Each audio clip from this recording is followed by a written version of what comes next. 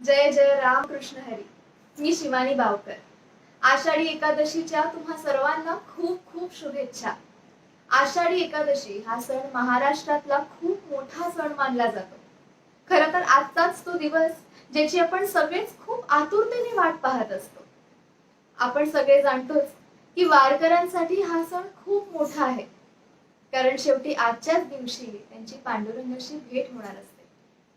खरं तर असंही म्हटलं जातं की आयुष्यात सगळ्यांनी एकदा तरी वारी अनुभवावी. पण आपण सगळे जाणतोच की कोरोनामुळे 2 वर्ष काही वारी झालेली नाही. कोरोनाशी आपण लढत आहोत, पण तुमची आध्यात्मिक वाटचाल अशीच चालू राहावी म्हणून झी टॉकीज आजचा उपक्रम तुमच्यासाठी घेऊन आले. आतापर्यंत आपण संत तुकाराम, संत ज्ञानेश्वर, संत एकनाथ या सगळ्यांची महिमा ऐकली. अजून पुढेही बऱ्याच मोठमोठ्या संतांची महिमा आपण ऐकणार आहोत. आषाढी एकादशीच्या तुम्हा सर्वांना खूप खूप शुभेच्छा. जय जय राम कृष्ण हरी.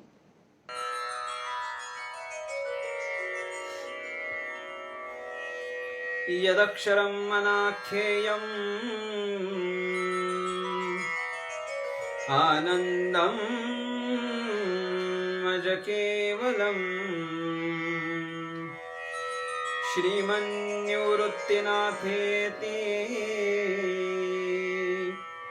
ख्यातं दैवतम् आश्रये. पुंडलीकवरदा हरिविठ्ठल श्री ज्ञानदेव तुकाराम श्री पंढरीनाथ भगवान की जय. महाराष्ट्राचा आराध्य दैवत राजाधिराज भगवान श्री पांडुरंग परमात्मा, कैवल्य साम्राज्य चक्रवर्ती विश्वसंत महावैष्णव ज्ञानराज माऊली, जगद्गुरु संत श्रेष्ठ तुकाराम महाराज, सद्गुरु श्री वामन बाबा सावाराम बाबा महाराज, सद्गुरु श्री अप्पा माऊली आदी करून सर्व संत मांदियाळीच्या चरणी साष्टांग प्रणिपात करतो आणि या अल्पशा सेवेला आरंभ करतो. आज आषाढ शुद्ध एकादशी अर्थात देवशयनी एकादशी आणि आपणा सर्वांकरिता असलेला अत्यंत महत्वाचा दिवस. ह्या आषाढी एकादशीचं विशेष औचित्य साधून आपल्या ह्या झी टॉकीजच्या ऑफिशियल फेसबुक पेजवर गजर कीर्तनाचा सोहळा आनंदाचा आणि मनमंदिरा यांच्या माध्यमातून ऑनलाईन ही जी नामस्मरणाची प्रवचनाची सेवा आहे, या सेवेची असलेली एक शृंखला आज आपण या ठिकाणी हा उपक्रम संपन्न करत आहोत. आणि हा उपक्रम संपन्न करण्यामागचं कारणच असं आहे की या दोन्ही मालिकेच्या माध्यमातून रोज सकाळ संध्याकाळ आपण जवळजवळ समस्त जगाला कीर्तनाच्या उपासनेमध्ये सगळ्यांना समाविष्ट करून घेत आहोत. आणि त्याचाच प्रत्यय आजच्याही दिवस संपूर्ण दिवसभरामध्ये सर्वांना यावा याच्याकरिता हा उपक्रम आहे. आजचा दिवस हा वारकऱ्याच्या दृष्टीने अतिशय महत्वाचा असलेला दिवस आहे. वारकऱ्याच्या दृष्टीने आषाढी एकादशीला एक अनन्यसाधारण असं महत्व आहे. प्रत्येक वारकऱ्याच्या अंतःकरणामध्ये संपूर्ण वर्षभरामध्ये अशाच प्रकारची अपेक्षा लागलेली असते की कधी एकदाचा तो आषाढीचा सोहळा येतो आणि त्या सोहळ्याचा आनंद घेण्याकरिता मी आळंदीवरून प्रस्थान करतो, देहूवरून प्रस्थान करतो, त्र्यंबकेश्वरावरून प्रस्थान करतो किंवा अन्य सगळ्याच क्षेत्रांवरून मी कधी एकदाचा प्रस्थान करतो आणि पंढरीकडे वाटचाल करतो. पंढरीकडची वाटचाल माझी सुरू होते. कधी एकदाचा मी पंढरीला जाऊन पोहोचतो, कधी एकदाचा मी पंढरीला जाऊन पांडुरंगाचं दर्शन घेतो, कधी एकदाचं मी भजन करतो. अशा प्रकारची सगळीच भावना त्या वारकऱ्याच्या अंतःकरणामध्ये असते.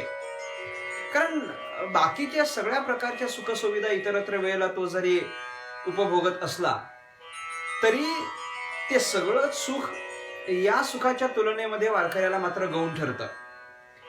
जगामध्ये अनेक प्रकारच्या संपदा आणि जगामध्ये अनेक प्रकारचे सोहळे जरी असले तरी वारकऱ्याला ते सगळे सोहळे आणि त्या सगळ्या संपदेची कुठल्याच प्रकारची अभिलाषा नसते जेव्हा ही आषाढी वारी किंवा हा आषाढीचा सोहळा त्याच्या डोळ्यासमोर येतो तेव्हा.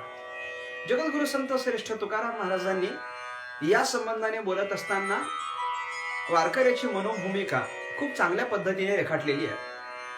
संपदा सोहळा नावडे मनाला, लागला टकळा पंढरीचा, जावे पंढरीसी आवडे मनासी, कधी एकादशी आषाढी आहे. हे जगद्गुरु तुकाराम महाराजांचे उद्गार आहेत. यातून तुकोबारायांना असं म्हणायचं आहे की जगभरामध्ये असलेल्या अनेक प्रकारचे सुख, अनेक प्रकारची संपदा, अनेक प्रकारचे सोहळे आणि त्याच्या माध्यमातून मिळणारं अनेक प्रकारचं समाधान, हे सगळं वारकऱ्याला नको होतं.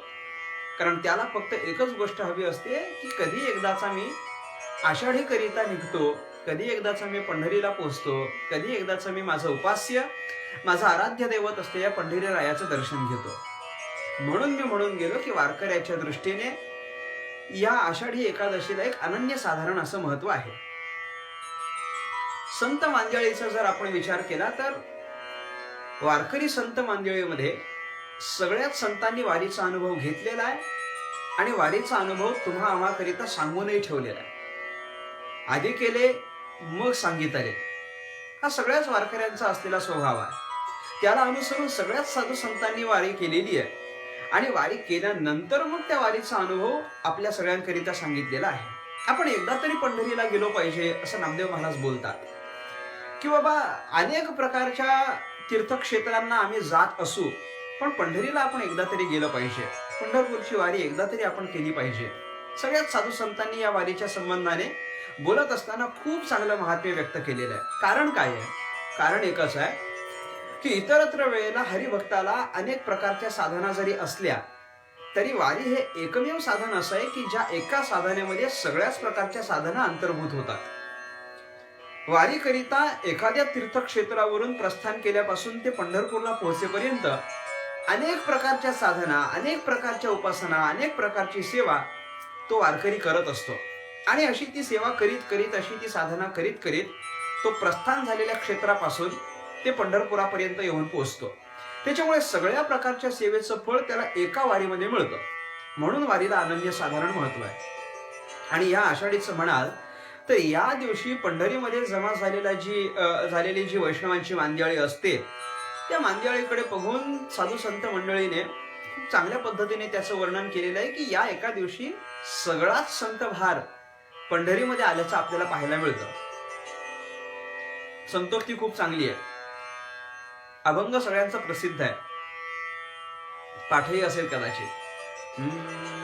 संत भार पंढरीत, संत भार पंढरीत, कीर्तनाचा गजर होता, कीर्तनाचा गजर होता, तेथे असे देव उभा, तेथे असे देव उभा, जैसी समचरणाची शोभा,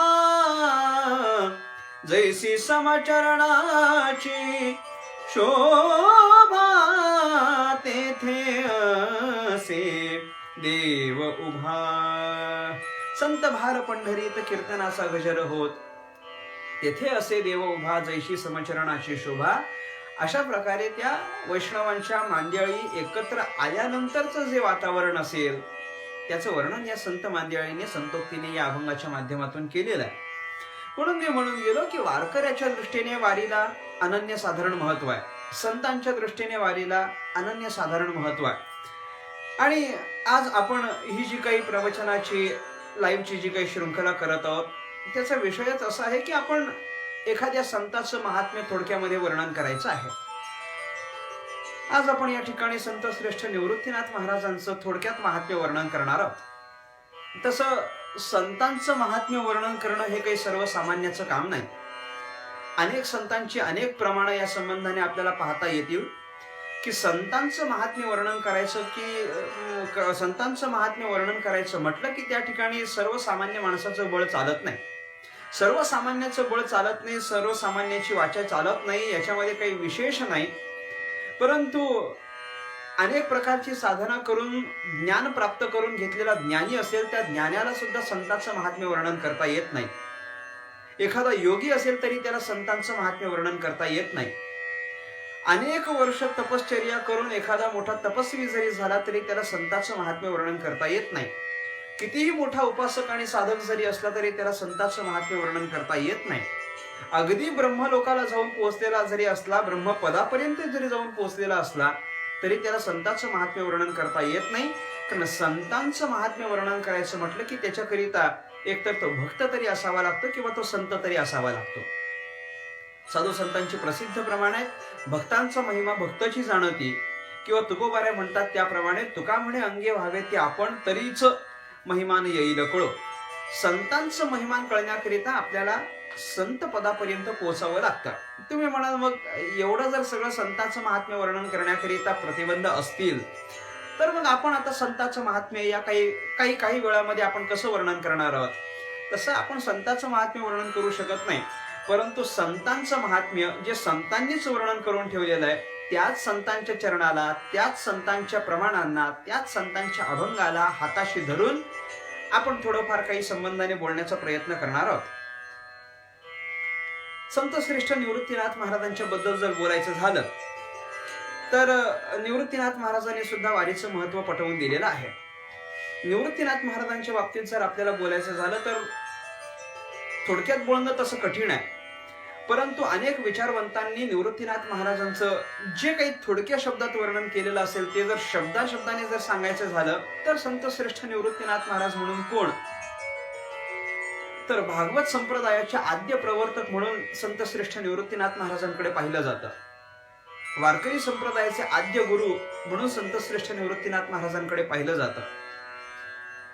ज्ञानेश्वरी सारख्या श्रेष्ठ अशा ग्रंथराजाचा प्रसाद ज्यांनी समस्त विश्वाला दिला अशा संत श्रेष्ठ ज्ञानेश्वर महाराजांचं सकल तीर्थ म्हणून संत श्रेष्ठ निवृत्तीनाथ महाराजांकडे पाहिलं जातं. योगियांचं निज ध्यान म्हणून संत श्रेष्ठ निवृत्तीनाथ महाराजांकडे पाहिलं जातं.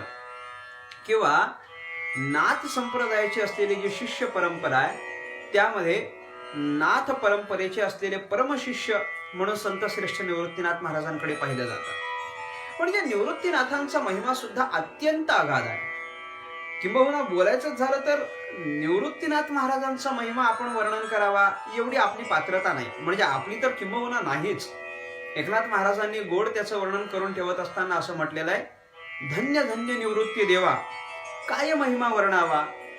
तसं बघायला गेलं तर निवृत्तीनाथ महाराज धन्य आहेत.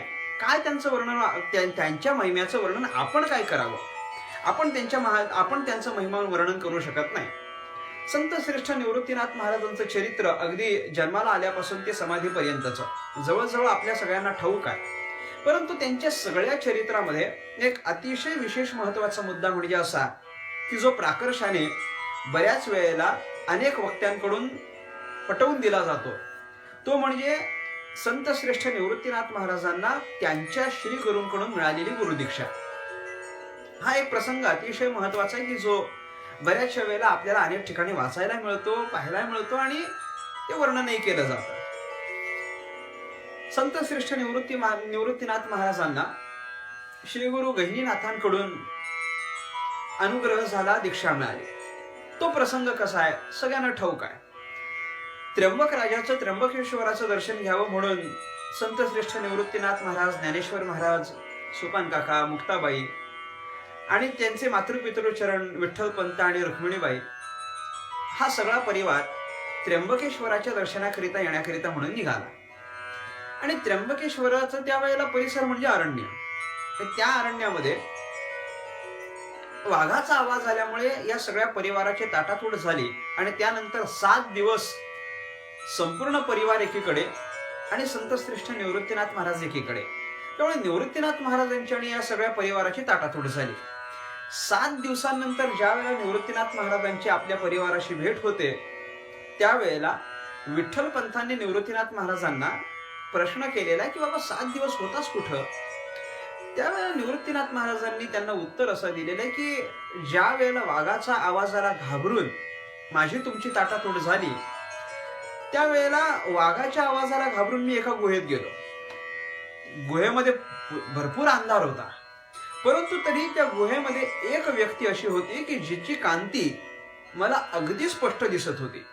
तसा अंधारामध्ये काही दिसत नाही, पण तरीही त्या अंधारामध्ये मला एका व्यक्तीची कांती स्पष्ट दिसत होती आणि ते दुसरे तिसरे कोणी नसून श्री गुरु गहिनीनाथ महाराज होते. मग गहिनीनाथ महाराजांनी मला ज्ञानाची शिक्षा दिली, योगाची शिक्षा दिली, अद्वैताची शिक्षा दिली आणि अशा प्रकारे सगळी गुरु दीक्षा, सगळा अनुग्रह त्यांनी माझ्यावर केला. आणि ते ज्ञान माझ्याकडे दिल्यानंतर त्यांनी मला असं सांगितलं की जे ज्ञान मी आत्ता तुला दिलेलं आहे त्या ज्ञानाचा प्रसार, त्या ज्ञानातून प्राप्त झालेलं तुला जे सुख आहे ते सगळं सुख समस्त जगाला कशा पद्धतीने प्राप्त होईल याचे प्रयत्न तू कर. त्याच्याकरिता म्हणून मग मी बाहेर पडलो आणि आज मी तुमच्या समोर आहे. म्हणजे गहिनीनाथांनी दिलेली संत श्रेष्ठ निवृत्तीनाथ महाराजांना जी गुरु दीक्षा आणि तो जो प्रसंग आहे तो अनेक वेळेला सांगितला जातो, तो महनीय आहे आणि तो महत्वाचा आहे. मला म्हणायचं एवढंच आहे की अशा पद्धतीने आपल्या श्री गुरूंकडून दीक्षा प्राप्त करून घेतली. जे ज्ञान श्री गुरूंकडून प्राप्त झालं त्या ज्ञानाच्या आधारावर संत श्रेष्ठ निवृत्तीनाथ महाराजांनी काही अभंगांची रचना केली आणि त्याच्या आधारावर आज आपल्याला संत श्रेष्ठ निवृत्तीनाथ महाराजांचा सुमारे 350 ते 400 अभंगांचा गाथा पाहायला मिळेल. आणि संत श्रेष्ठ निवृत्तीनाथ महाराजांचा हरिपाठही आहे. निवृत्तीनाथ महाराजांच्या गाथेमध्ये सुद्धा योग, पंढरी महात्म्य, ज्ञान, परमेश्वराचं नाम, सामान्य जनाकरिता केलेला उपदेश किंवा मग अद्वैताचं ज्ञान किंवा अशा अनेक प्रकारच्या प्रकरणांना निवृत्तीनाथ महाराजांनी हाताळलेला आपल्याला त्यांच्या गाथेमध्ये, त्यांच्या अभंगातून पाहायला मिळेल. म्हणून आपल्या ज्ञानाचा उपयोग समस्त जगाकरिता व्हावा या उद्देशाने अभंगांची रचना सुद्धा आहे, हरिपाठाची रचना सुद्धा आहे. हा एक वेगळा मुद्दा. आणखी एका दृष्टीने आपण संत श्रेष्ठ निवृत्तीनाथ महाराजांकडे पाहू शकतो, ते म्हणजे संत श्रेष्ठ निवृत्तीनाथ महाराजांना ज्ञानेश्वर महाराजांचे मार्गदर्शक म्हणून आपण पाहतो. ज्ञानेश्वर महाराजांनी निवृत्तीनाथ महाराजांना आपला मार्गदर्शक म्हणून स्वीकारलेला आहे, आपले गुरु म्हणून स्वीकारलेले आहे. आणि अनेक वेळेला निवृत्तीनाथ महाराजांच्या बद्दल अतिशय आदराचे उद्गार ज्ञानेश्वर महाराजांनी काढलेले आपल्याला पाहायला मिळते. मी अगदी या सत्राच्या अगदी आरंभी जो श्लोक म्हटलो तो श्लोकही अमृतानुभवाच्या आरंभी ज्ञानेश्वर महाराजांनी निवृत्तीनाथ महाराजांकरिता केलेला श्लोक आहे. यदक्षरम अनाख्येयम आनंदमज केवलम, हा जो श्लोक मी सुरुवातीला म्हटलो, जो आरंभी म्हटलो, या श्लोकामध्ये निवृत्तीनाथ महाराजांकरिता वेगवेगळी विशेषण वापरून ज्ञानेश्वर महाराजांनी निवृत्तीनाथ महाराजांचं केलेलं वर्णन आपल्याला पाहायला मिळेल. कारण ज्ञानेश्वर महाराजांनी निवृत्तीनाथ महाराजांना आपलं मार्गदर्शक म्हणून स्वीकारलेलं आहे. आणि स्वीकारल्यानंतर ज्याप्रमाणे निवृत्तीनाथ महाराजांनी ज्ञानेश्वर महाराजांना आज्ञा केली त्या प्रकारे ज्ञानेश्वर महाराज पुढे वागले. म्हणजे श्रीमद भगवद्गीतेचं असलेलं जे ज्ञान आहे ते ज्ञान आहे अत्यंत गुह्य आणि अतिशय श्रेष्ठ, परंतु ते अवघड भाषेत असल्या कारणाने सर्वसामान्य माणसाला कळणं अवघड आहे. म्हणून निवृत्तीनाथ महाराजांनी ज्ञानेश्वर महाराजांना आदेश दिला, आज्ञा दिली, किंवा सांगितलं की बाबा हे जे श्रीमद भगवद्गीतेचं असलेलं ज्ञान आहे सर्वसामान्याला कळेल असं काहीतरी कर. मग ज्ञानेश्वर महाराजांनी भावार्थ दीपिका अर्थात ज्ञानेश्वरीची रचना केली. ती रचना करत असताना तुम्ही ज्ञानेश्वरी पहा, ज्ञानेश्वरी वाचा. ज्ञानेश्वरीच्या बहुतेक अध्यायांच्या आरंभी ज्ञानेश्वर महाराजांनी आपल्या समोर आपले जे श्रीगुरु बसलेले आहेत संतश्रेष्ठ निवृत्तीनाथ महाराज, त्यांच्याकरिता अतिशय आदराचे उद्गार काढलेले आहेत. अतिशय आदराचे उद्गार आहेत. अतिशय विनम्रता ज्ञानेश्वर महाराजांनी स्वतःकडे घेतलेले आहे. अत्यंत मोठेपणा ज्ञानेश्वर महाराजांनी निवृत्तीनाथ महाराजांना दिलेला आहे. आणि याचं कारण एकच आहे की ज्ञानेश्वर महाराजांच्या अंतःकरणामध्ये निवृत्तीनाथ महाराजांकरिता एक विशेष असं स्थान आहे. आणि म्हणून तुम्ही ज्ञानेश्वरी हा ग्रंथ पाहिला तर ज्ञानेश्वरी ग्रंथ हा निवृत्तीनाथ महाराजांच्या स्फूर्तीमुळे उत्पन्न झालेला असल्या कारणाने ज्ञानेश्वर महाराजांनी ज्ञानेश्वरी लिहून पूर्ण झाल्यानंतर, सांगून पूर्ण झाल्यानंतर हा ज्ञानेश्वरी ग्रंथ संत श्रेष्ठ निवृत्तीनाथ महाराजांच्या चरणी समर्पित केलेला आपल्याला पाहायला मिळतो. म्हणून ज्ञानेश्वर महाराजांचे मार्गदर्शक या एका दृष्टीने सुद्धा निवृत्तीनाथ महाराजांकडे पाहिलं जातं. म्हणजे निवृत्तीनाथ महाराज गहिनीनाथांचे परम शिष्य. निवृत्तीनाथ महाराजांनी त्या ज्ञानाचा उपयोग आपल्या ग्रंथ संपदेकरिता केला. 2 निवृत्तीनाथ महाराज म्हणजे ज्ञानेश्वर महाराजांचे मार्गदर्शक 3, निवृत्तीनाथ महाराज म्हणजे ज्ञानेश्वरीचे स्फूर्तिदाते 4, अशा अनेक प्रकारच्या प्रकरणांचा आपल्याला विचार करता येईल. त्याच प्रकारे जसं मी आता म्हटलो की ज्ञानेश्वर महाराजांनी निवृत्तीनाथ महाराजांचं वर्णन केलेलं आहे, त्याच प्रकारे जर आपण थोडंसं पुढं पाहिलं तर सगळ्याच संतांनी निवृत्तीनाथ महाराजांचं वर्णन केलेलं आहे, सगळ्या संतांनी. त्यातल्या त्यात संत श्रेष्ठ चोखा महाराजांनी निवृत्तीनाथ महाराजांची आरती केलेली आहे, म्हणजे आरती लिहिलेली आहे. आणि त्या आरतीमध्ये 2 अतिशय महत्वाची विशेषणं संत श्रेष्ठ चोखा महाराज निवृत्तीनाथ महाराजांकरिता वापरतात. काय विशेषण आहेत ती?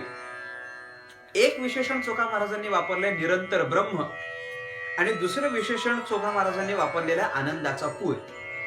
निरंतर ब्रह्म किंवा निरंतर ब्रह्मत्वाचा अनुभव ज्या ठिकाणी येईल ते निवृत्तीनाथ महाराज आहेत, किंवा निरंतर आनंदाची अनुभूती आपल्याला ज्या ठिकाणी येईल ते निवृत्तीनाथ महाराज आहेत. किंबहुना निवृत्तीनाथ महाराजांचं महात्म्य वर्णन करण्याकरिता जास्त काही आपल्याला शब्दांची रेलचेल करण्याची आवश्यकता नाही.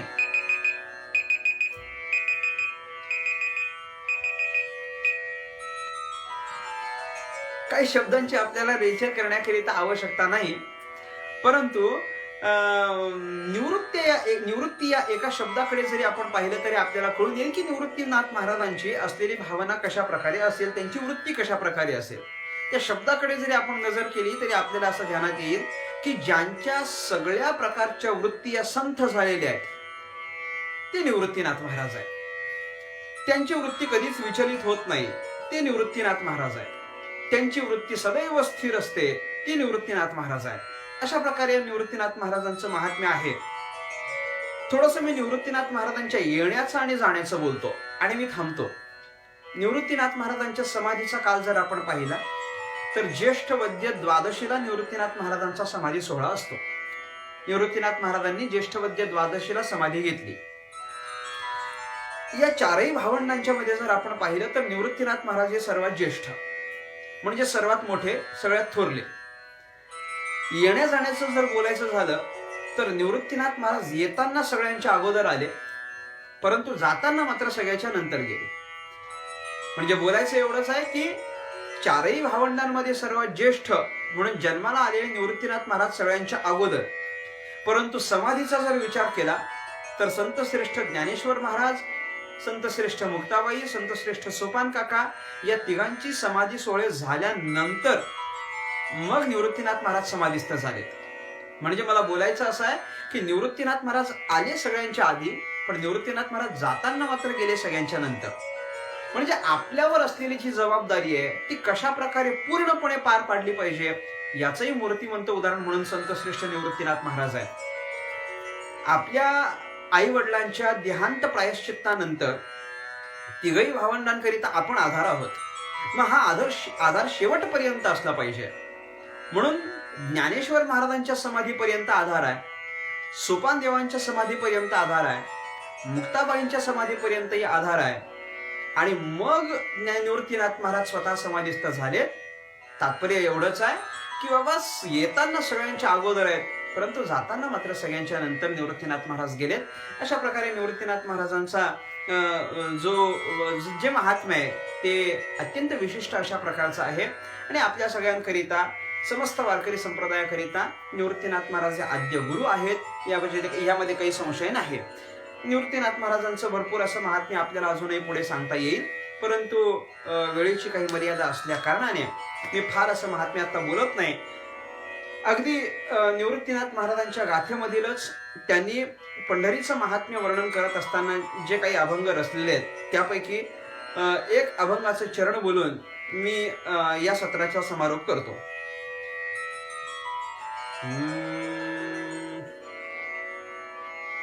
निवृत्तीनाथ महाराजांनी पांडुरंग परमात्म्याचं केलेलं गोड असं वर्णन आहे. पहा, निवृत्तीनाथ महाराज बोलतात, विठ्ठल श्री हरी उभा भीमा तीरी,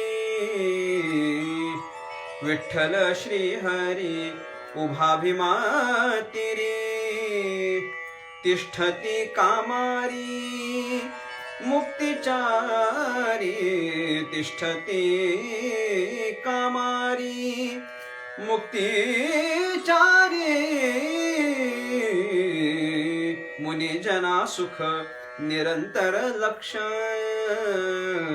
मुनिजना सुख निरंतर लक्ष भक्ता निज सुख देतासे भक्ता निज सुख भक्ता निज सुख भक्ता निज सुख देतासे आ आ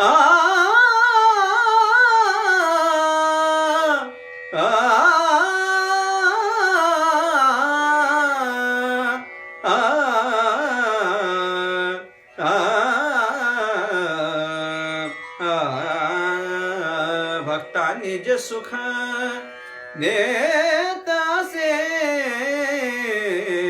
मुनिजना सुख निरंतर लक्ष मुनिजना सुख निरंतर लक्ष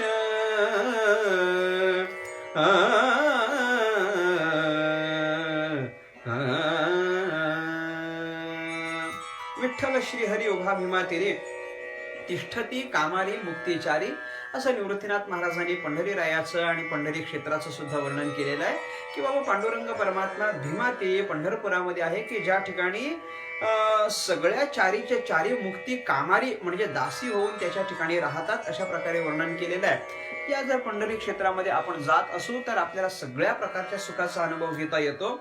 मग त्या ठिकाणी येणारा सर्वसामान्य मनुष्य सुद्धा सुखाचा अनुभव घेतो। त्या ठिकाणी येणारा एखादा योगीजन मुनिजन असेल तर सगळे सुखाचा अनुभव करतात।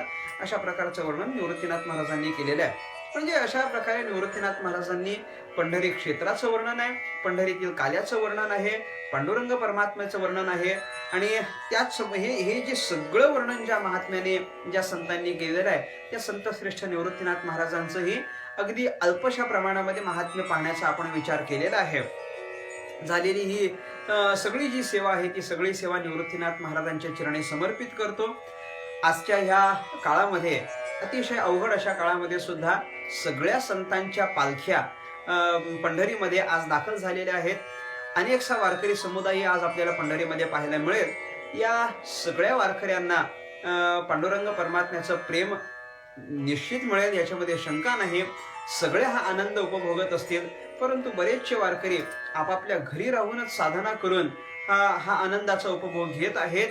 कारण शासनाला आणि समस्त जगाला आपण सहकार्य करावं ही वारकऱ्याची एक भूमिका आहे। त्यामुळे वारकऱ्याच्या बद्दल समस्त लोकांच्या अंतःकरणामध्ये एक वेगळा आदर असणं हे स्वाभाविक आहे। त्यामुळे या सगळ्या वारकऱ्यांनी जो समंजसपणाही दाखवलेला आहे त्याही वारकऱ्यांच्या प्रति आदर व्यक्त करतो।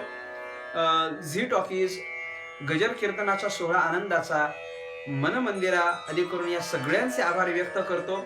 झालेली समस्त सेवा सद्गुरूच्या चरणी समर्पित करून या ठिकाणी मी माझ्या शब्दाला माझ्या वाणीला विराम देतो। रामकृष्ण हरी।